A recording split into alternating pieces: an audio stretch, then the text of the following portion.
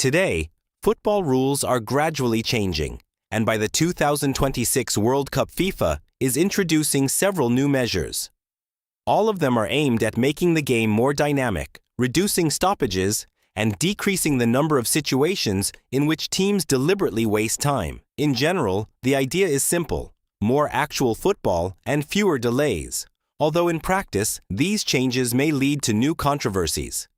Let's go through each innovation in detail and step by step. The first important innovation is related to limiting the time for standard restarts of play. This refers to situations that used to be completely routine: a throw-in, a goal kick, or even a simple free kick. Previously, the referee could only issue a verbal warning, but this rarely worked, especially in the final stages of matches when one team is leading and tries by any means to preserve the result. Now the approach is changing radically. The referee starts a visual countdown that is visible to players and possibly to spectators in the stadium. The team has only a few seconds to perform the action. If they fail to do so, the punishment becomes quite serious. For a throw-in, the ball is awarded to the opponent, and in the case of delaying a goal kick, the opponent may be granted a corner kick.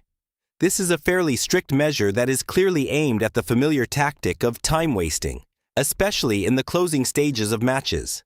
In essence, teams will now be forced to act faster, even when every second is working against them. The second change concerns player substitutions. Here, the problem has been known for a long time. In the past, players sometimes left the field quite slowly, deliberately delaying the process, especially when their team was winning. It became a real art. The player slowly trudges toward the sideline, adjusts his socks, slowly claps to the fans, while his teammate is standing at the touchline waiting. All this looks unattractive and takes away valuable minutes of actual playing time. Now this is limited by a strict time rule. The player being substituted must leave the field within a very short period of time.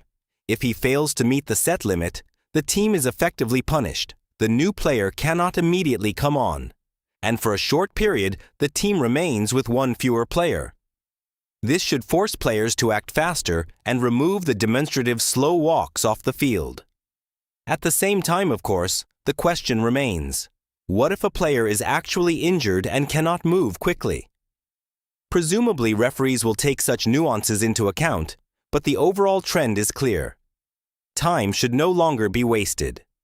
The third innovation is related to injury simulation and so-called tactical breaks. This is perhaps one of the most sensitive topics in modern football. It often happens that players fall to the ground not only due to real injury, but also to give their team time to rest, reorganize, or simply disrupt the opponent's rhythm. This is especially relevant when the game is played at high speed and one team feels it is unable to cope with the pressure.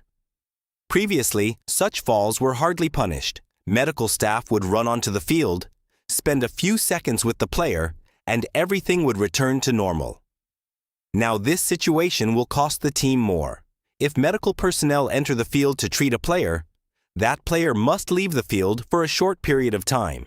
This means the team temporarily plays with fewer players. An exception is made only for goalkeepers, because replacing or removing them for a short time creates too complex game situations. In practice, there is no one to replace the goalkeeper for those few minutes. This measure should reduce the number of simulated injuries and make the game fairer. Of course, there is a risk that players will now endure pain and avoid calling doctors even in real injuries.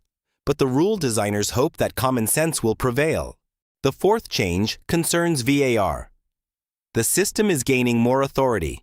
It can now intervene even in incidents involving a second yellow card, review disputed corner kick decisions, and help correct cases where a card has been shown to the wrong player.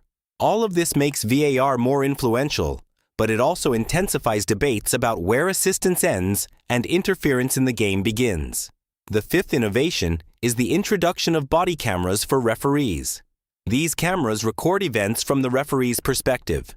The footage is not shown live during matches, but it can later be used for performance analysis, referee training, and possibly the publication of selected moments. This adds a new level of transparency, although concerns about privacy still remain. The sixth change involves the DOGSO rule. If, after a foul denying an obvious goal-scoring opportunity, the attack continues and results in a goal, there may be no sending off or caution at all, since the scoring opportunity was not actually denied.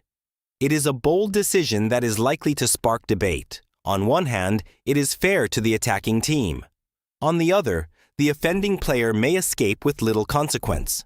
Overall, FIFA is aiming to speed up the game, eliminate artificial delays, and make football more dynamic. However, any new rules are bound to generate controversy. Some see them as progress, while others view them as interference with the traditions of the sport. Whether these changes will achieve their intended effect remains to be seen, but by the 2026 World Cup, fans will already be watching a different kind of football.